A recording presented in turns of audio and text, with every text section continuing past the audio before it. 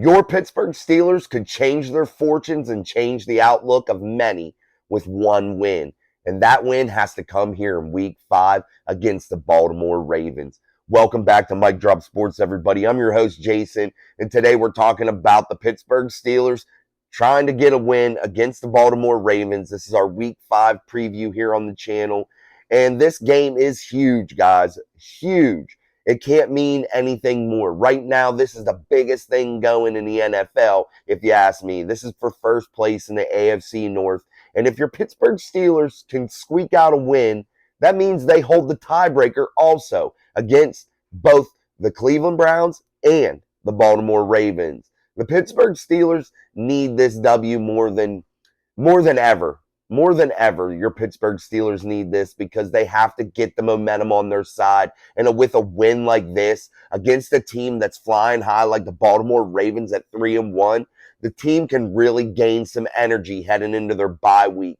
And that will pay huge for them. And I think this is where, if you're that Pittsburgh Steelers locker room and Mike Tomlin as the coach, you need to be looking at this game hardcore and saying to yourself, this is the game. This game right here can change our whole season, can flip the script so quickly and make people forget about the 2 beat-down losses to the 49ers and last week to the Houston Texans. This game could mean so much. And your Pittsburgh Steelers have to do it this week. They have to come out with the run game. Kenny Pickett has to be better. The defense has to be better. But let's break things down a little bit more. Let's talk about first the Baltimore Ravens and what they do good and where they've shined so far this season. I've watched a lot of their highlights. I broke down a lot of their tape so far. Just looking at things here, trying to see where their weaknesses are, trying to see where their good spots are. But so far, I can see right now the good. Let's start with the Baltimore Ravens defense. They're a very opportunistic defense. They rally to the football. Everybody's pursuing. Nobody quits on the play.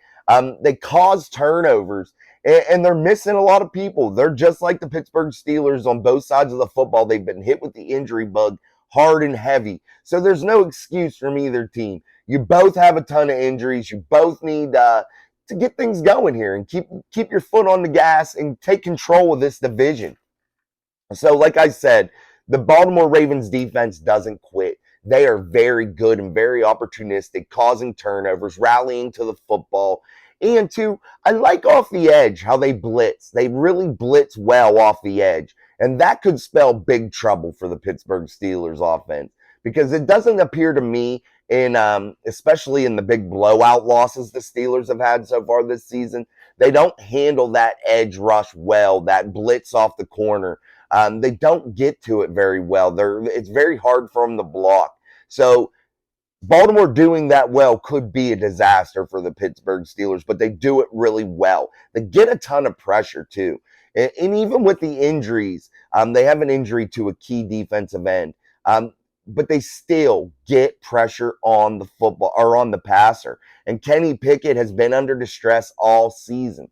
So the Baltimore Ravens, they have a very good formula so far. They blitz well off the edge. They rally to the football. They get pressure. What more can you ask for from a defense? Those 3 things right there mean a lot.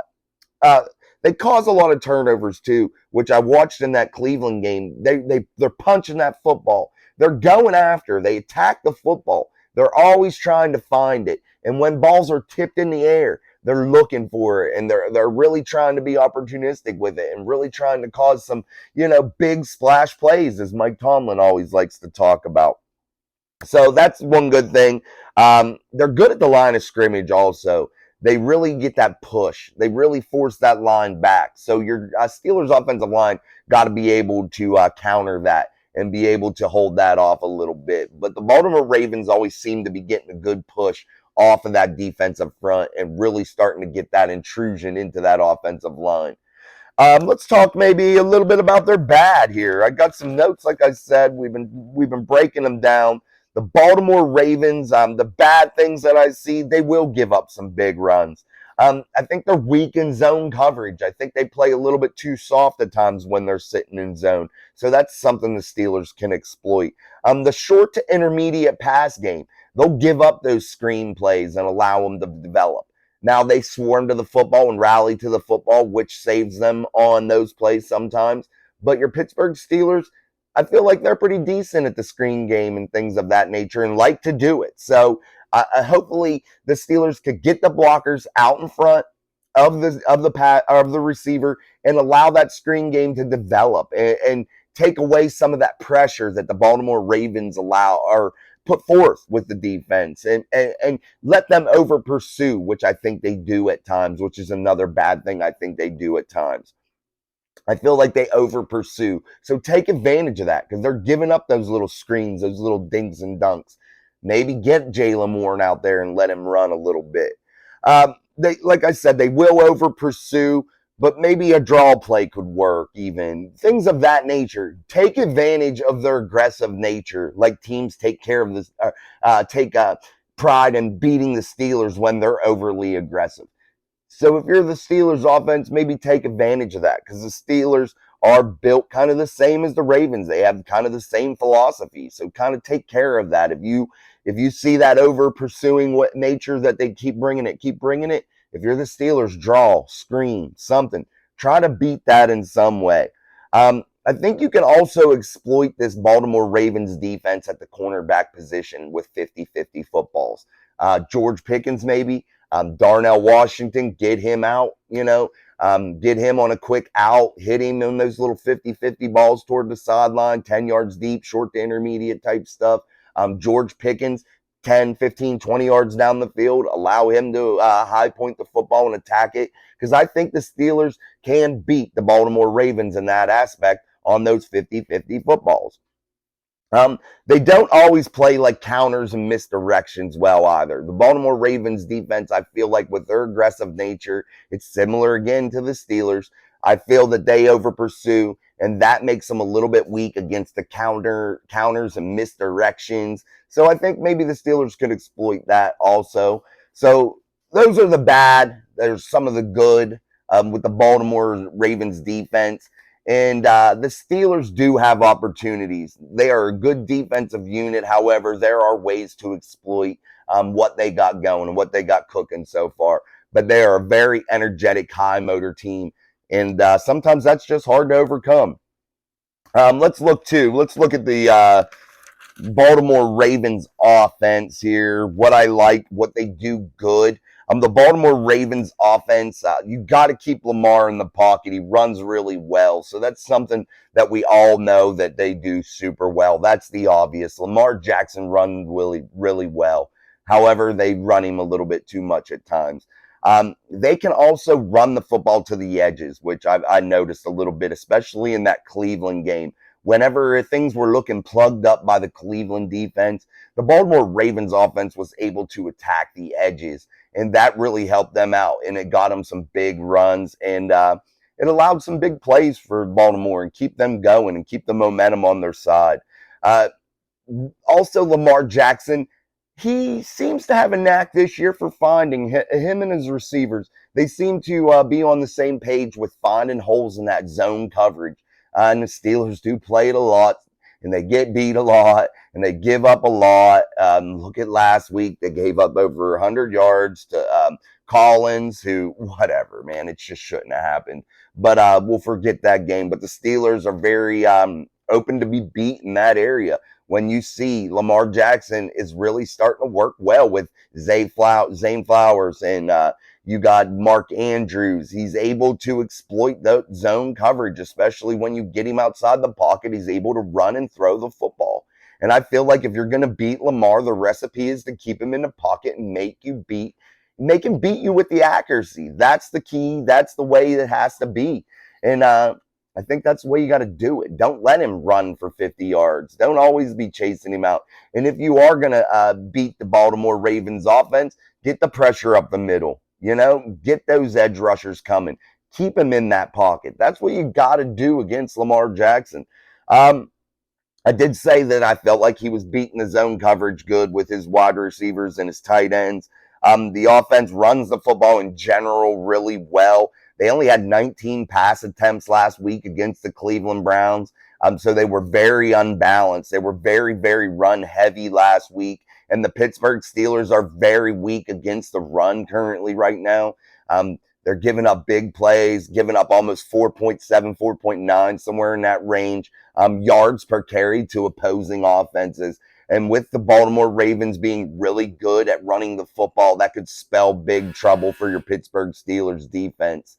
Excuse me, I had a little bit of a buzzer go off there, but we'll forget that. But anyway, the Baltimore Ravens our offense is able to really run the football, and that could be bad for your Steelers considering they're giving them up almost 5 yards per carry, and that's kind of crazy. But Jackson to Andrews also, in my eyes, watching the highlights, looks like it's to be in mid-season form already. They look like they have a real big-time connection already, and it's really working. And they don't miss. When they go to each other, it can't be stopped almost. It's really that good right now. And that's one of the things that I noticed that the Baltimore Ravens really have been emphasizing is Mark Andrews and trying to get him involved in the offense. So those are the things that I really think that the Baltimore Ravens offense does really well. What do I think the Baltimore Ravens offense does badly? I think Lamar and his accuracy isn't great at times. I feel like at times he proved against the Indianapolis Colts that he wasn't great with his accuracy. However, he wasn't horrible, but he wasn't great. So I think if you make him beat you with his arm and his accuracy, I think that might be a better chance than letting him beat you with his legs. I think that's where he can really torch you, is with his legs. At times, I think Lamar Jackson holds the football too long, which could really benefit the Pittsburgh Steelers with their pass rush. And that pass rush has to be very good this week against Lamar. So Lamar holding the football could equal good things for the Pittsburgh Steelers. I feel like the offensive line of the Baltimore Ravens also allows pressure up the middle. That's where Keanu Benton, Larry Ogunjobi could really help out the pass rush and force Lamar Jackson to make that quick turn. But TJ Watt and Alex Highsmith, Nick Herbig, Marcus Golden, they have to get home really quickly and allow themselves to be in position for Lamar to get backed up from that pressure up the middle and make that quick turn and be right in the hands of TJ Watt, Alex Highsmith, those types of players. The offensive line giving up that pressure in the middle could be big for your Pittsburgh Steelers, because I think Keanu Benton is going to start humming here. We saw some of it against Las Vegas. Last week, the whole defense was bad. But we did see it a couple weeks ago whenever he's playing the Raiders. He got that sack, which was pretty cool, coming straight up the middle, and that could be trouble for the Baltimore offense. Also, in the loss to the Colts, I felt like the receivers really, really failed Lamar Jackson, because down the stretch, they were dropping big footballs, man. Big time moments, and they weren't helping Lamar, and that really killed him, because actually Lamar was being on the money there and putting the football where it had to be in the closing moments of that football game and in overtime. And the receivers, I felt like the moment got a little bit too big for him there, and they were dropping footballs, and that ain't always going to happen. They're not always going to drop them, but they've been dropping them in big moments, so that's a flaw. But all in all, the Baltimore offense is not a horrible offense. They're actually pretty damn good. They're just not very balanced in what they do, and they let you know that, and they come and attack you with running the football. And there ain't much you can do about that when they do it well. So you just got to attack that run game and try to slow it down.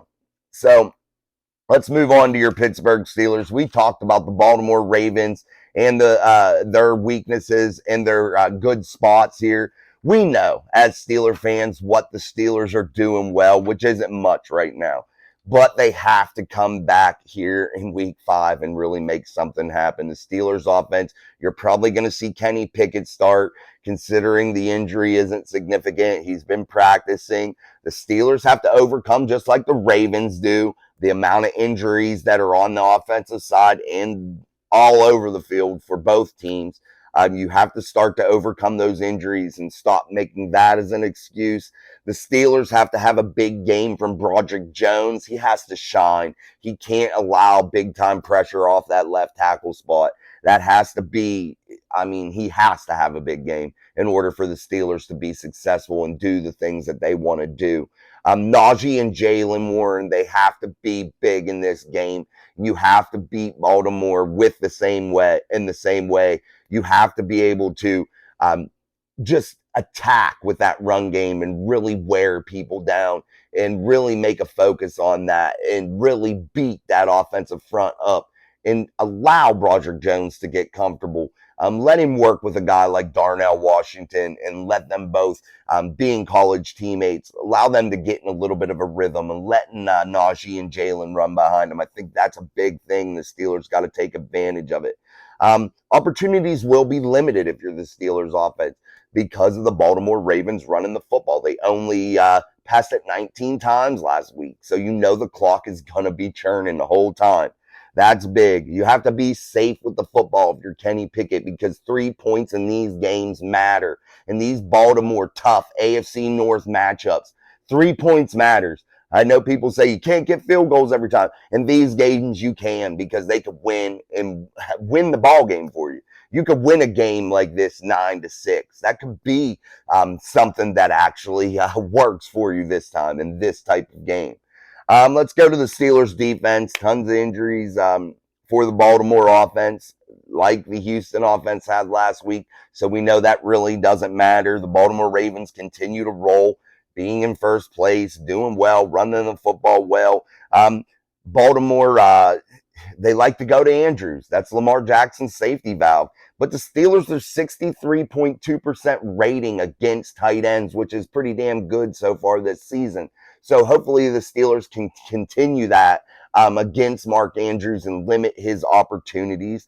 Also, Zay Flowers is Lamar's favorite deep guy, his favorite wide receiver to go to. He only had 4 targets for 56 yards last week because they didn't throw the ball a ton.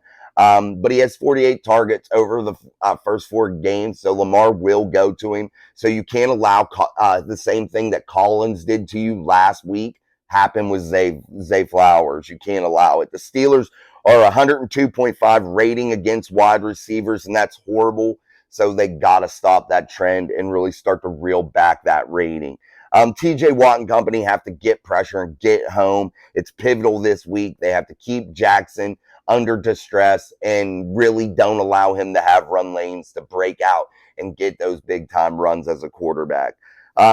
The Browns last week, though, sacked Lamar Jackson. He's very easy to be sacked at times. 3 sacks for the Browns, 11 total on Lamar Jackson for the season. That's 17th in the league. But you have to limit the run game and allowing 4.9 yards per carry if you're the Pittsburgh Steelers defense can't work. So those are the things that I see that the Steelers have to either correct or do to be able to be successful against the Baltimore Ravens. Those are the things I think the Ravens do well and not so well.